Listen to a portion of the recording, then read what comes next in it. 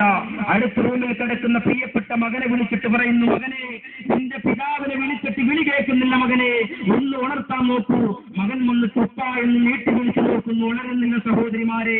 അവസാനം വാതിക്കൽ മുട്ടി കുടഞ്ഞിട്ട് അവന്റെ കാലുകൾ കൊണ്ട് ചവിട്ടി മതിക്കപ്പെട്ടുകൊണ്ട് ആ കവാടങ്ങൾ തുറന്നു തള്ളിക്കൊണ്ട് ഏകദേശം അവൻ അകത്തേക്ക് കടക്കുമ്പോൾ ഉപ്പ ഇങ്ങനെ സുഗന്ധയിൽ കിടന്നുറങ്ങുന്നുണ്ട്. ഒന്നും അറിയുന്നില്ല സഹോദരിമാരെ, എന്ത് സംഭവിച്ചു?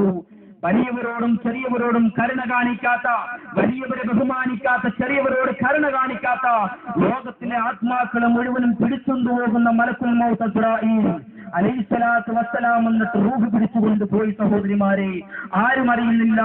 ഉമ്മ ഒരു പ്രദേശത്ത് കിടക്കുമ്പോൾ ഉമ്മയുടെ മുന്നിലേക്ക് ചെന്നുകൊണ്ട് വാതിൽ മുട്ടുമ്പോൾ ഉമ്മ വാതിൽ തുറക്കുന്നില്ല. എന്ത് സംഭവിച്ച്? അടുത്തുള്ള വീട്ടുകളിൽ വിളിക്കും. മക്കളുമാർ ഇവിടെ നിന്നും വീട്ടിൽ കിടന്നുറങ്ങാറില്ല, അവർ ഗൾഫിലായിരിക്കുന്നു, ആരുമില്ല. ഒരു പ്രിയപ്പെട്ട പിതാവും ഒരു മാതാവും മാത്രമേ ഉള്ളൂ. ആ മാതാവ് കിടന്നുറങ്ങിയിട്ട് തന്റെ ഭർത്താവിന് ഭക്ഷണമെല്ലാം വിളമ്പിക്കൊടുത്ത് രണ്ടുപേരും ഒരുമിച്ച് നിന്ന് കഴിച്ചുകൊണ്ട് അവസാനം മാതാവും പിതാവും രണ്ട് റൂമിൽ അല്ലെങ്കിൽ ഒറ്റ റൂമിൽ കിടക്കുമ്പോൾ വിളിക്കുമ്പോൾ ഉണരുന്നില്ല. കഥക് പൊളിച്ച് അകത്തേക്ക് കടന്നു നോക്കുമ്പോൾ അവരും മരണപ്പെട്ടു പോയിരിക്കുന്നു. എന്തൊരവസ്ഥയാണ് സഹോദരിമാരെ, എന്തൊരവസ്ഥയാണ് സഹോദരങ്ങളെ. നമ്മൾക്ക് ഓരോ സാധനങ്ങൾക്ക് വിലക്കയറ്റം കൂടുമ്പോൾ 48 മണിക്കൂർ കേരളത്തെ കിടിലം കൊള്ളിച്ചൊരു ഹർത്താലായിരുന്നു ഇന്നലെയും മെനഞ്ഞാൻ നടമാടിയത്. എന്ത് സംഭവിച്ചു? വിജയം വരിച്ചോ? അത് ചർച്ചകൾ ചെയ്യും, വീണ്ടും അവർ ചർച്ചകൾ മാറ്റിവെക്കും. അത് രാഷ്ട്രീയ കളി പോട്ടെ, അതമ്മൾ ചർച്ച ചെയ്യുന്നില്ല. പക്ഷേ ലോകത്ത് ഒരു കാര്യത്തിന് വേണ്ടി മാത്രം പരാജയം മാത്രം സിദ്ധിക്കുന്ന ഒരു കാര്യമുണ്ടെങ്കിൽ അത് ലോക അത്ഭുതത്തിൽ കണ്ടുപിടിക്കാൻ പറ്റാത്ത, ആർക്കും കണ്ടുപിടിക്കാൻ പറ്റാത്ത ഏറ്റവും വലിയ അത്യുജ്വലമായ ഒരു മഹാ അത്ഭുതം എന്ന് പറയുമ്പോൾ അത് മരണമാണ് സഹോദരിമാരെ, സഹോദരങ്ങളെ. ആ മരണത്തെ വെല്ലുവിളിക്കുവാൻ വേണ്ടി ഒരുപാട് പേര് പരിശ്രമിച്ചപ്പോൾ ആർക്കും പറ്റിയിട്ടില്ല എന്റെ മുമ്പിൽ കടപിടിച്ച് നിൽക്കുവാൻ. ഒരാൾക്കും അല്ലാഹു തൗഫീഖ് കൊടുത്തിട്ടില്ല. അങ്ങനെ മരണപ്പെടുക തന്നെ ചെയ്യും. അതുകൊണ്ട് നമ്മളെയും അല്ലാഹു ആഖിബത്ത് നന്നാക്കി മരിപ്പിക്കുമാറാകട്ടെ സഹോദരങ്ങളെ.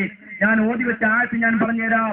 അല്ലാഹു റബ്ബുൽ ഇസ്സത്ത് സൂറത്തുകൂടി പറയുന്നുണ്ട്, വലൻ യുഅഖിറല്ലാഹു നഫ്സൻ ഇദാ ജാഅ അജലുഹാ വല്ലാഹു ഖബീറും ബിമാ തഅമലൂൻ. ولن يؤخر الله نفسا إذا جاء أجلها. ഒരുവന്റെ തൃപ്തിയധികം മുസ്ലിം ജമാഅത്തിൽപ്പെട്ട എന്റെ പ്രിയപ്പെട്ട നൂറുകണക്കിന് ചെറുപ്പക്കാരോട് ഒരുമിച്ച് കൂടിയല്ലോ. എന്നെ 10 മാസം ഗർഭം ധരിച്ച് പ്രസവിച്ച വേദനയോട് തത്തുല്യമായ വേദന അനുഭവിച്ച എന്റെ പ്രിയപ്പെട്ട മാതാവ് ഉൾപ്പെടെ സർവ്വ മാതാക്കന്മാരും ഒരുമിച്ച് കൂടിയ മജ്‌ലിസാണല്ലോ. എനിക്ക് വേണ്ടി കഷ്ടപ്പെട്ട എന്റെ പിതാവ് ഉൾപ്പെടെയുള്ള സർവ്വ പിതാക്കന്മാരും ഒരുമിച്ച് കൂടിയ മജ്‌ലിസാണല്ലോ. ഞാൻ ചോദിക്കുകയാണ്, ഏതെങ്കിലും ഒരു വ്യക്തിയുടെ മുന്നിലേക്ക് അസ്റാഈൽ കടന്നു വരുമ്പോൾ അലൈഹിസ്സലാത്തു വസ്സലാം വരുമ്പോൾ പറയാറുണ്ടോ, എന്റെ മക്കള് പിഞ്ചു കുഞ്ഞാണ് അസ്റാഈൽ, അവരെ പിടിച്ചു കൊണ്ടുപോകൽ അസ്റാഈലെ, എനിക്കൊന്ന് കെട്ടിച്ചു വിടുന്ന കാണണം, അവനൊന്ന് ജോലി കിട്ടുന്ന കാണണം, അല്ലെങ്കിൽ അവനൊന്ന് വിവാഹം കഴിക്കുന്ന കാണണം, അതിനൊരു സന്താനമുണ്ടാകുന്ന കാണണം, അവന്റെ ചുടുചുംബനമൊന്ന് ഏറ്റുവാങ്ങണം, എനിക്ക് തിരിച്ചും ആ കുട്ടിയെ നിന്ന് കൊടുക്കണം അസ്റാഈലെ. അതുവരെ ഒന്ന് ചിന്തിക്കുമോ എന്ന് ചോദിക്കാൻ പറ്റുമോ? ഒരാൾക്കും അങ്ങനെ കൊടുത്തിട്ടില്ല, ഒരാൾക്കും അങ്ങനെ ഒരു അവസ്ഥ കൊടുത്തിട്ടില്ല. ആ ഒരു സൗഭാഗ്യം ആർക്കും കൊടുത്തിട്ടില്ല. ലോകത്തിലെ നബി മുഹമ്മദ് മുസ്തഫ സല്ലല്ലാഹു അലൈഹി വസല്ലമ തങ്ങളുടെ മുന്നിലേക്ക് മലക്കുൽ മൗത്ത് അസ്റാഈൽ വന്നിട്ട് ചോദിച്ചു, സമ്മതമുണ്ടെങ്കിൽ അങ്ങയുടെ റൂഹിനെ നിങ്ങൾ പിടിച്ചു കൊണ്ടുപോകും, അങ്ങ് സമ്മതിക്കുന്നില്ലെങ്കിൽ ഈ ഭൗമ ഉപരിതലത്തിൽ നിന്നും അല്ലാഹുവിന്റെ ഇല്ലീൻ എന്ന് പറയുന്ന പ്രിയപ്പെട്ട പ്രഥമമായ സ്ഥലത്തേക്ക് അങ്ങയുടെ ആത്മാവിനെ കൊണ്ടുപോകില്ല, അങ്ങൊന്ന് സമ്മതിക്കുമോ? അത് ശേഷം പറയാനുള്ള വിഷയമാണ്. അതുകൊണ്ട് നിബിധങ്ങൾ മാത്രമാണ്, നിബിധങ്ങളോട് മാത്രമാണ് പ്രിയപ്പെട്ടവരെ അനുവാദം ചോദിച്ചിട്ടുള്ളത്, ഒരാളോടും ചോദിക്കത്തില്ല. ഖുർആൻ പറഞ്ഞു,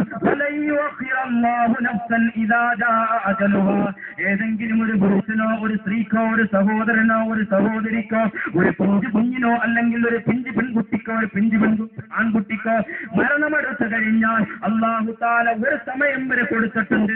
ആ സമയമല്ലാതെ ഒരു സെക്കൻഡ് പോലും ഉപരിതലത്തിൽ നിന്ന് ഒരാളെ പോലും പിന്തിരിപ്പിക്കത്തില്ലെന്ന് പരിശുദ്ധ ഖുർആൻ പ്രഖ്യാപനം ചെയ്യുമ്പോൾ ആ ഖുർആനെ വെല്ലുവിളിക്കാൻ ആരാണ് സഹോദരങ്ങളെ കഴിയുന്നത്?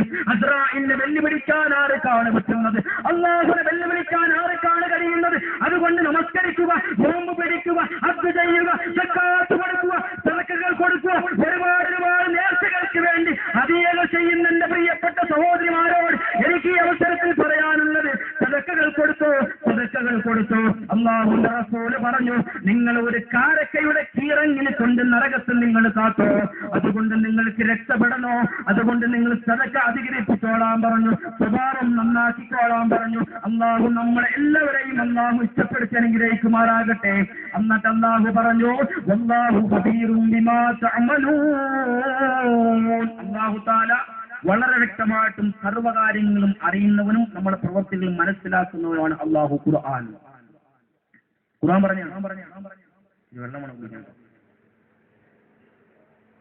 പറഞ്ഞതാ. നബി തങ്ങൾ ഒരു ഹദീസിൽ കൂടി പറഞ്ഞു, മൻ കാന ആഖിറ കലാമിഹി ലാ ഇലാഹ ഇല്ലല്ലാഹ് ദഖൽ ജന്ന.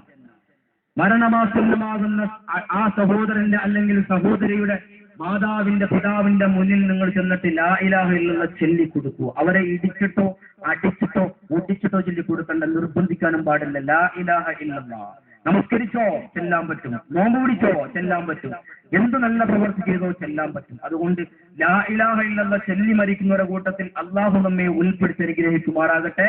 മറ്റൊരു ഹദീസിൽ നബി സല്ലല്ലാഹു അലൈഹി വസല്ലം പഠിപ്പിച്ചു, ലഖിനു മൗതാക്കും ലാ ഇലാഹ ഇല്ലല്ലാഹ്. മരണമാസന്നമായ മുന്നിൽ നിങ്ങൾ നിൽക്കുമ്പോൾ അവരെ നിങ്ങൾ പറയിപ്പിക്കുക, ലാ ഇലാഹ ഇല്ലല്ലാഹ് പറയിപ്പിക്കുക, ചൊല്ലിക്കൊടുക്കുക. അവർ ഈമാൻ ഉണ്ടെങ്കിൽ ചൊല്ലും, മരണപ്പെടുമ്പോൾ ലാ ഇലാഹ ഇല്ലല്ലാഹ് ചൊല്ലി മരിക്കാൻ അള്ളാഹു തൗഫീഖ് തന്ന് അനുഗ്രഹിക്കുമാറാകട്ടെ. അപ്പം ആദ്യത്തെ മരണം ഞാൻ പറഞ്ഞു, ആ മരണത്തിൽ നിന്ന് കിട്ടേണ്ടത് തിന്നുകയില്ല, കുടിക്കുകയില്ല, ഇരിക്കുകയില്ല, നിൽക്കുകയില്ല, ഇതാണ് മരണം. വേറൊരു വിഭാഗം പണ്ഡിതന്മാർ പറയുന്നുണ്ട്, ജഡത്തിന്റെ തടവറയിൽ നിന്നും ആത്മാവിനെ വലിച്ചൂരി കൊണ്ടുപോകുന്നതാണ് മരണം. ശരീരത്തിന്റെ ഉള്ളിലേക്ക് കടത്തിയിരിക്കുകയാണ് റൂഹിനെ, ആത്മാവിനെ. റൂഹ് അള്ളാഹുവിന്റെ അടുക്കലുള്ളതാണ്. അള്ളാഹു നബിയോട് പറഞ്ഞു, നബിയെ അങ്ങയോട് ചോദിക്കപ്പെടും നബിയെ എന്ന് മറുപടി പറയുവാൻ വേണ്ടി എന്റെ അള്ളാഹുവിന്റെ അധീനതയിലുള്ളതാണ് ആത്മാവ്. അതുകൊണ്ട് ആ ആത്മാവിന് മാത്രമേ, ആ ആത്മാവിനെ വലിച്ചൂരി കൊണ്ടുപോകുന്നതാണ് മരണമെന്ന് വേറൊരു കിതാബിലും കാണും. അതുകൊണ്ട് അള്ളാഹു നമ്മെ ആഖിബത്ത് നന്നാക്കി മരിപ്പിക്കുമാറാകട്ടെ. പ്രിയമുള്ളവരെ, ഈ മരണത്തെ ഇന്ന് നമുക്കറിയാം, ഈ 21-ാം നൂറ്റാണ്ട് ഒരുപാട് ശാസ്ത്ര സാങ്കേതിക വിദ്യകൾ കൊണ്ട് മുന്നിട്ട് കൊണ്ട് കുതിച്ചുകൊണ്ടിരിക്കുകയാണ്. കേവലം അള്ളാഹുവിനെ പോലും വെല്ലുവിളിക്കുന്ന രീതിയിൽ ശാസ്ത്രം ഉയർന്നുകൊണ്ടിരിക്കുകയാണ്. ലോകത്ത് ഏറ്റവും വലിയൊരു ശാസ്ത്രം ഉണ്ടായിരുന്നു, അത് മുസ്ലിം അല്ലായിരുന്നു. ഹാറൂൺ എന്ന് പറയും. ഖുർആൻ അദ്ദേഹത്തിനെ കുറിച്ച് ഒരു സൂറത്തിൽ പ്രതിപാദിച്ച അടുത്ത